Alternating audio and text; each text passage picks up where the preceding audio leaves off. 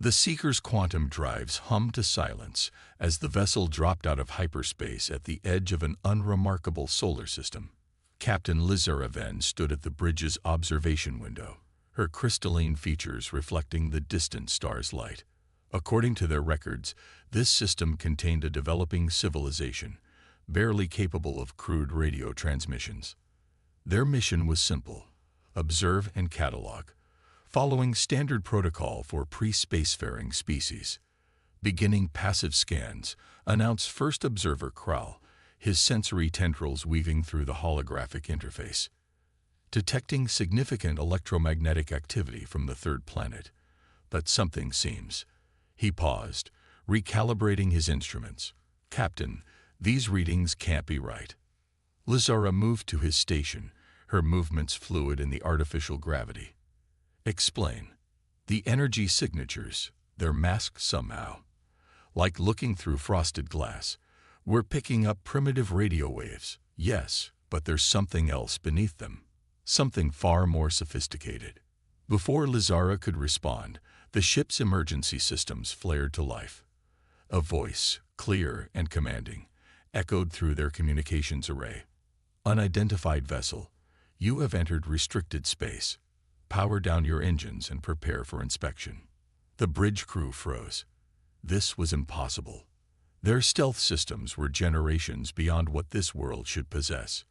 Yet not only had they been detected, but someone was communicating in perfect universal standard. "Multiple vessels approaching," Krull reported, his voice tight. They were there all along, Captain. Somehow hidden from our sensors. 3 ships materialized around the Seeker, their design unlike anything in their database. They appeared almost primitive at first glance, with angular lines and visible propulsion systems. But Lizara's trained eye caught details that sent chills through her crystalline form. Subtle energy fields, impossible alloy compositions, and weapon ports that shouldn't exist in this sector of space. "This is Commander Sarah Chen of the Earth Defense Fleet," the voice continued. "Your vessel matches no known configuration in our database. State your intentions." Lizara took a deep breath, her diplomatic training kicking in. "This is Captain Lizara Venn of the exploration vessel Seeker. We are a peaceful research mission from the Crystalline Consensus. She hesitated, then decided on honesty. "We believe your world to be pre-spacefaring." A pause, then what sounded almost like a chuckle. "Many do, Captain. Please maintain your current position. The diplomatic team will dock with your vessel shortly. Do not attempt to scan our ships or activate any defensive systems. We would consider such actions unfortunate." As Lizara watched the approaching shuttle, its hull seeming to bend light around it, she couldn't shake the feeling that everything they knew about this sector of space was wrong. The supposedly primitive Earth forces moved with the confidence of a species that had been among the stars far longer than their records suggested. The docking procedure was flawless, almost elegant. When the airlock cycled, Lizara found herself face to face with Commander Chen, a human female of average height, wearing what appeared to be a simple uniform that closer inspection revealed to be made of materials that shouldn't exist at this technology level. "Welcome to Earth space, Captain Venn," Chen smiled, her dark eyes holding centuries of knowledge.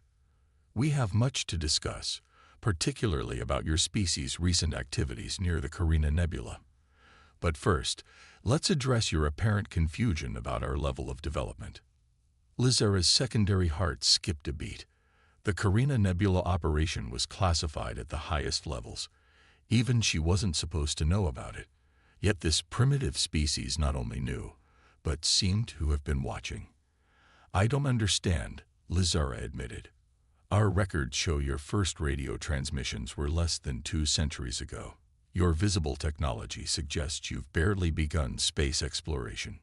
Commander Chen's smile widened slightly. "Captain, has it occurred to you that perhaps we wanted your records to show exactly that? That everything you think you know about Earth was carefully crafted for species exactly like yours to find?" The implications hit Lizara like a quantum wave. Their entire mission, their careful approach to study a developing world.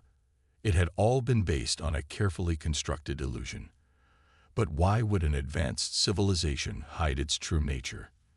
The answer came to her as she noticed subtle symbols etched into the shuttle's interior. Symbols she'd seen in ancient ruins across a dozen worlds, always dismissed as coincidence. "You're not just more advanced than we thought," Lizara whispered. "You're them. The predecessors.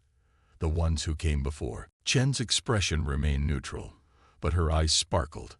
"Not exactly, Captain, but let's just say, we inherited quite a legacy. One we've spent millennia preparing to protect. Now shall we discuss why your people have been probing our old outposts?" The observation deck of Earth Station Epsilon offered a view that shattered everything Lizara thought she knew about human civilization. Below them, the blue marble of Earth rotated serenely, but it was what orbited around it that defied explanation. Massive structures, previously invisible to their sensors, had shimmed into existence once Commander Chen authorized their enhanced clearance. "Your stealth technology," Lizara said, her crystalline form refracting the starlight. "It's beyond anything we theorized possible. Light-bending tech is actually one of our simpler achievements," Chen replied, standing beside her. "Though I admit, we've had a long time to perfect it. The real trick isn't hiding something. It's making it appear to be something else entirely."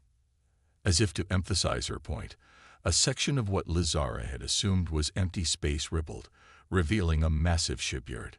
Construction facilities stretched for kilometers, building vessels that made the seeker look like a child's toy. "Your people have been watching us," Lizara realized. All those primitive radio transmissions, the crude satellites, the fumbling early steps into space. It was theater. Not entirely. Another voice joined them. An elderly human male approached, walking with the aid of an ornate staff that Lizara's sensors suggested was far more than a simple walking aid. "I'm Director Marcus Way, and while some of our public space program was, let's say, carefully crafted, much of it was genuine. The best deception, after all, contains truth at its core." First Observer Krull, who had been silently processing data nearby, finally spoke. "But why? Why maintain such an elaborate charade? The resources required, the coordination needed across your entire species." Way's eyes crinkled with amusement. "Tell me, Observer Krull, what do your people do when you discover a technologically superior civilization?" Krull's tendrils writhed uncomfortably. "We analyze their threat level, establish containment protocols if necessary." "Precisely," Chen interjected. "Fear drives so many first contacts. But what if you think you're discovering a young, developing species, one that poses no threat, that might even need guidance?" Lizara felt her crystalline structure vibrate with sudden understanding. "You let other species find exactly what they expect to find. No threats, no competition, nothing to fear or contain." "Meanwhile," Wei continued, tapping his staff lightly on the deck, "we observe, we learn, and we prepare. Because sooner or later, someone always decides that the primitive humans need to be conquered, uplifted, or protected from themselves." A holographic display materialized between them, showing dozens of alien vessels that had approached Earth over the centuries. Some Lizara recognized from historical records, failed expeditions, disappearances, mysterious losses of contact. "Your people aren't the first to come studying the primitive humans," Chen said softly. "But you are among the few who didn't come with conquest in mind. That's why we're having this conversation instead of other outcomes." The implication sent ripples through Lizara's crystalline form. How many civilizations had tried to subjugate Earth, only to discover too late that they were dealing with something far more ancient and powerful than they imagined. "The Carina Nebula," Lizara ventured. "Those weren't just old outposts we found, were they?" Wei's expression grew serious. "No. They were warnings. Warnings your leaders chose to ignore. We had hoped your people would understand the significance of what you found there, would recognize the signs we left. Instead, A new hologram appeared, showing recent crystalline consensus military movements. Lysara felt her secondary heart sink as she recognized the pattern. A standard encirclement strategy for resource-rich systems. Her own mission, she realized with growing horror, had been meant to provide final confirmation before. "Your fleet will arrive in 3 days," Chen stated matter-of-factly. 15 capital ships, 40 support vessels, all believing they're about to secure a primitive world of strategic importance. "The question is, Captain Ven, what are you going to do with the truth you now possess?" Before Lysara could respond, alarms blared throughout the station. Wei's staff pulsed with energy as he accessed data streams invisible to their sensors. His expression darkened. "It seems," he said grimly, "that your fleet has decided to arrive ahead of schedule. And they're not responding to hails. Commander Chen, I believe it's time to show our guests why Earth has remained free for so long." As the station's hidden defenses began to power up, Lysara watched her people's ships emerge from hyperspace, their crystalline hulls gleaming with confidence. They had no idea what they were actually facing. The only question was, which side of history would she end up on? The crystalline fleet hung in space like shards of frozen light, their formation perfect, their intent clear. Lysara watched from Earth Station Epsilon's command center as her people positioned themselves for what they thought would be a swift conquest of a primitive world. The humans, surprisingly, seemed almost calm. "Final warning transmitted and ignored," Commander Chen reported, her hands moving through holographic interfaces far more advanced than anything the consensus possessed. "They're charging weapons." Director Wei nodded, his ancient staff pulsing with complex energy patterns. "Very well. Captain Ven, I'm truly sorry it has come to this." Commander Chen, initiate Delta Protocol. What happened next defied Lysara's understanding of physics. The space around Earth rippled like disturbed water, and suddenly the planet's defense grid revealed itself. Massive platforms that had been completely invisible even to the consensus's advanced sensors shimmered into existence. But it wasn't their appearance that caused Lysara's crystalline form to vibrate in shock. It was their design.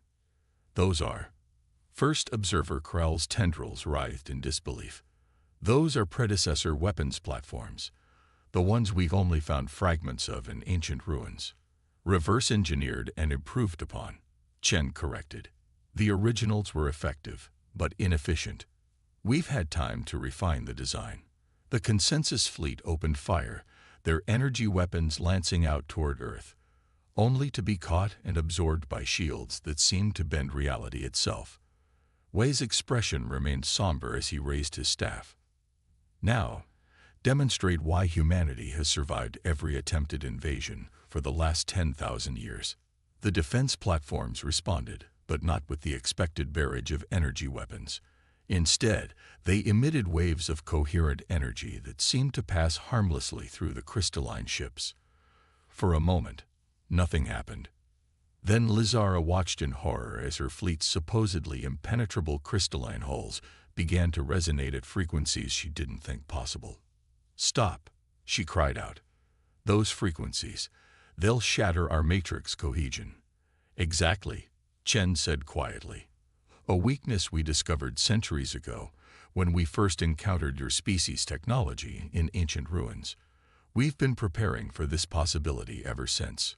But before the defense platforms could complete their attack, something unexpected happened. Space itself seemed to tear open between Earth and the crystalline fleet. A massive vessel emerged, its design unlike anything either humans or the consensus had seen before. "Unknown ship detected," announced the station's eye.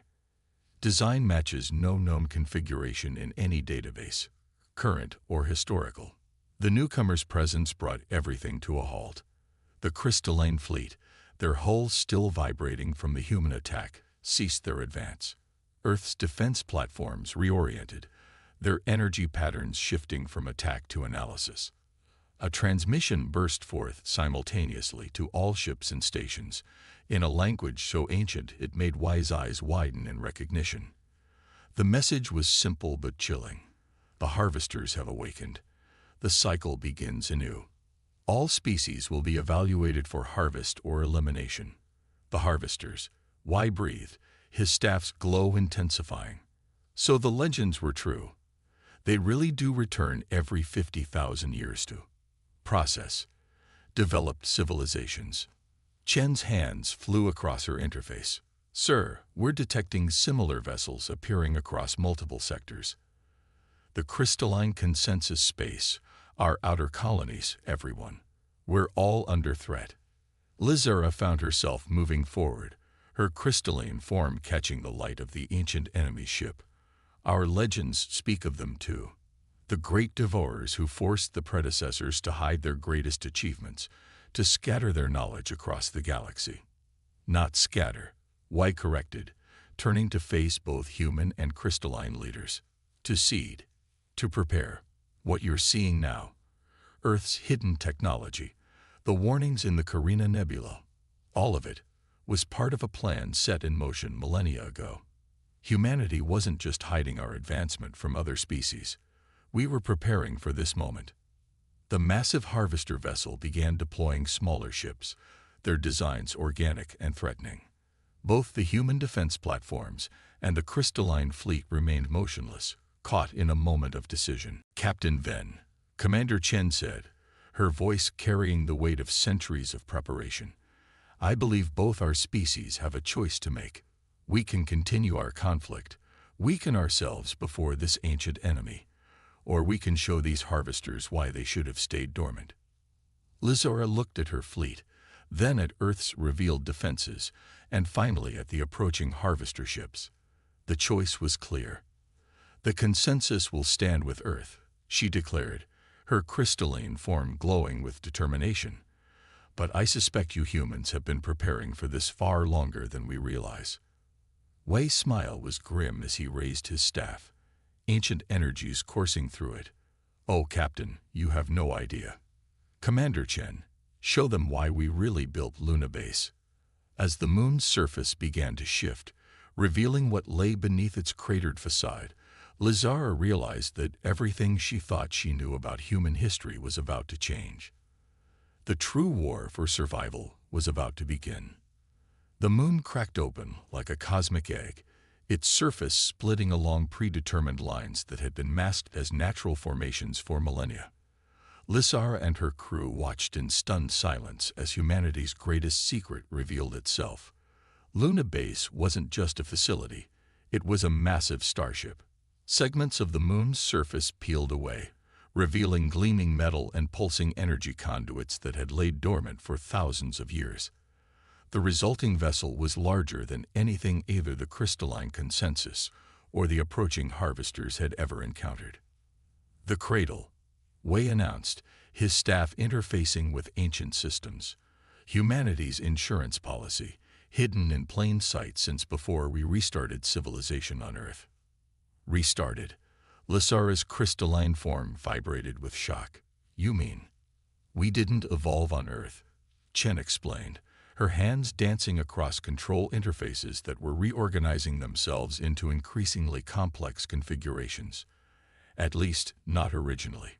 Earth was our sanctuary, our hiding place, our chance to rebuild after the last harvester cycle.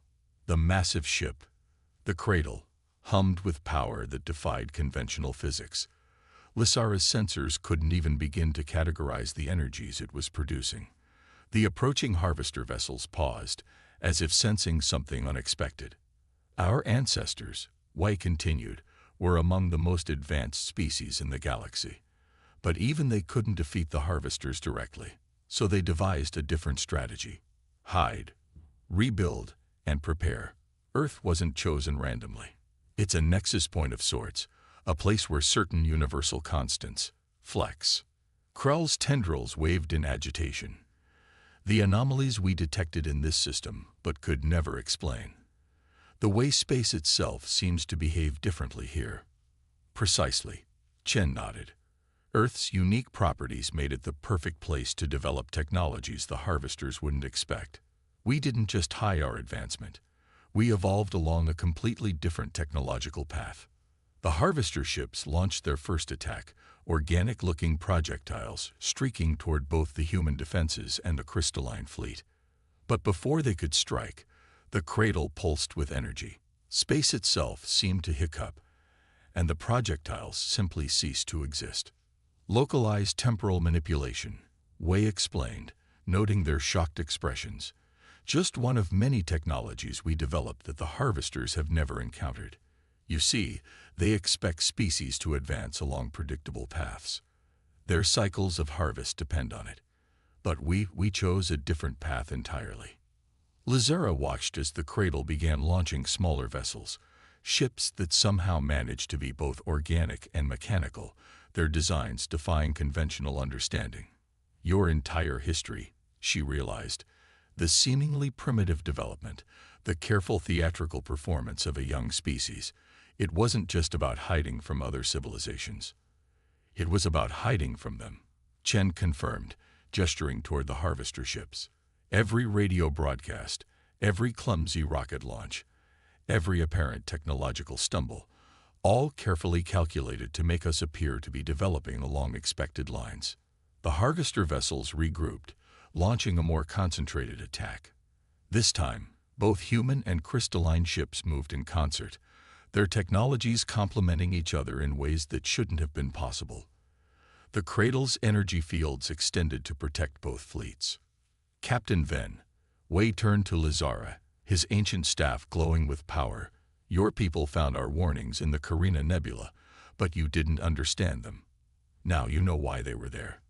The question is, will the crystalline consensus stand with us against humanity's oldest enemy? Before Lazara could respond, new alerts blared throughout the command center. More harvester ships were emerging from hyperspace, but something else was appearing too. Vessels of designs neither human nor crystalline. Right on schedule, Chen smiled. Captain, did you really think Earth was the only world where we hid our legacy?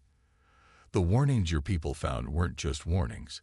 They were beacons, calling our other hidden outposts to action. As more ships appeared, some seemingly grown from living crystal, others appearing to be made of pure energy, still others defying description entirely, Lazara began to understand the true scope of humanity's preparations. They hadn't just been hiding.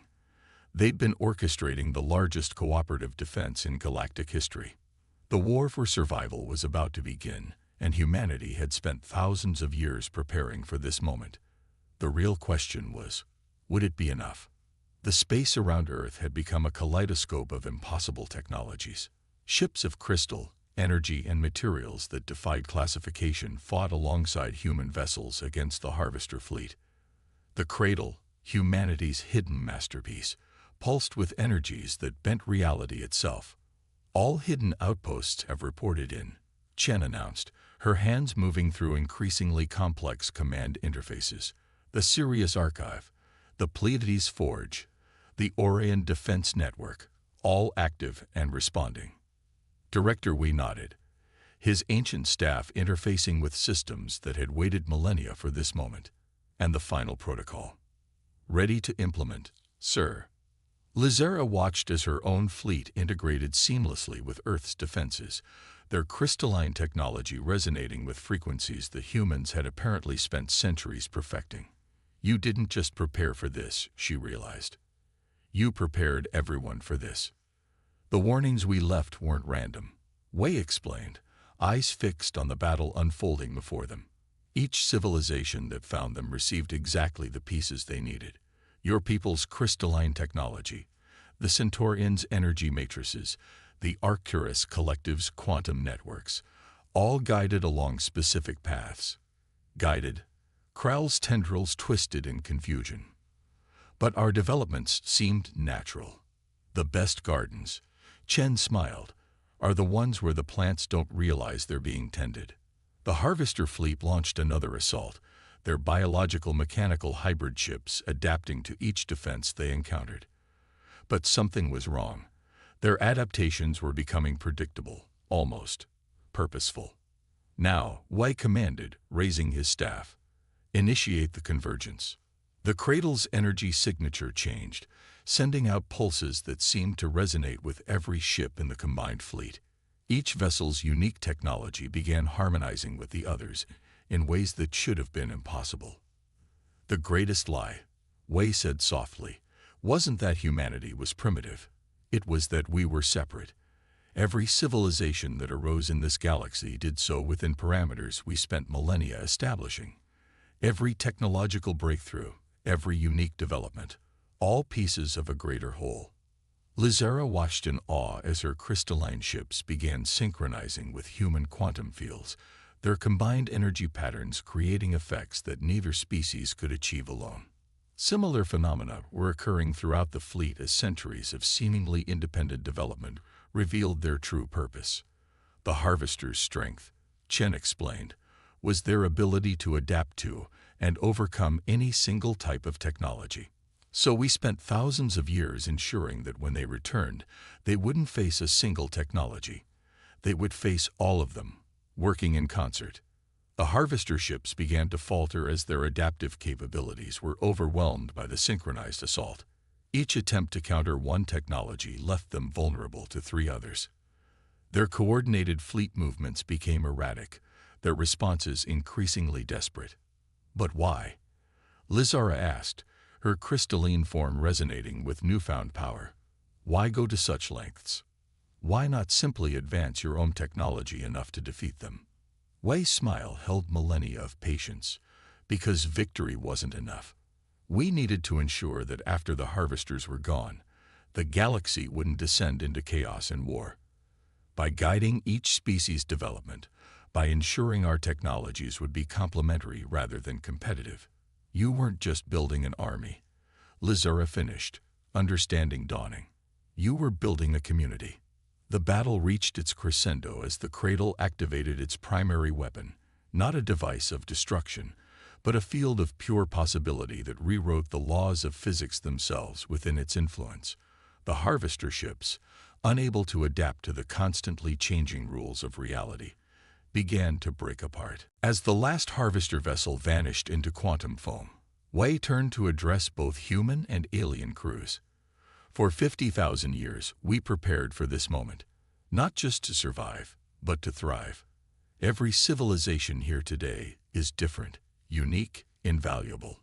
And together, we are stronger than any force in the galaxy. Chen's console chimed with reports from across known space. Similar victories were being reported as other hidden human outposts activated, leading combined fleets in defense of dozens of worlds. So, Wei asked, turning to Lizara, shall we begin discussing the future? A future where we no longer need to hide our true nature, where every species can reach its full potential. Lizara looked at her crystalline ships, now forever changed by their interaction with human technology, then at the impossible vessel that had hidden within Luna for so long. I believe, she said, her form glowing with possibility, that the